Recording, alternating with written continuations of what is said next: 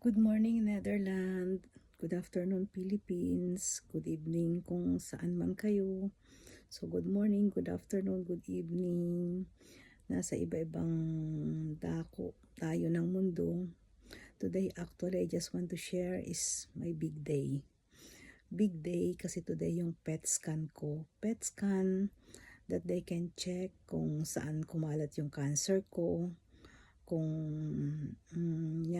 may pag-asa pa na sana curable. That's really all my prayer, na I know na andyan siya, na sana lang talaga curable, na I know Papa Jesus is the best doctor and prayer is the best medicine. So I'm asking you all to pray for me na sana curable to, na I know may pagdadaanan ako sa pag-cure, mahirap, nadaanan ko na before, pero kakayanin ko.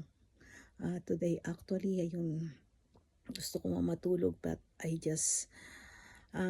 need to eat pa muna kasi later I'm not allowed to eat na. Mula ngayon hindi ako allowed kumain at mamaya iinom na madaming tubig para preparing for the PET scan. So nakaka-nervyos.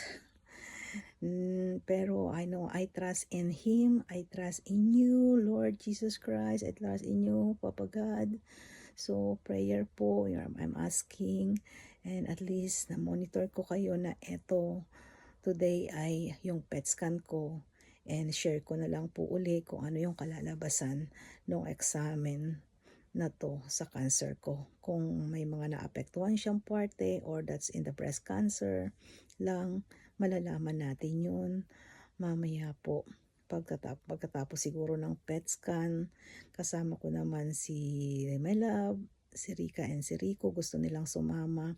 So pupunta kami mamaya sa ospital mamayang tanghali. So ayan lang po ngayong umaga. So nagre-ready lang for the PET scan. Maraming salamat po.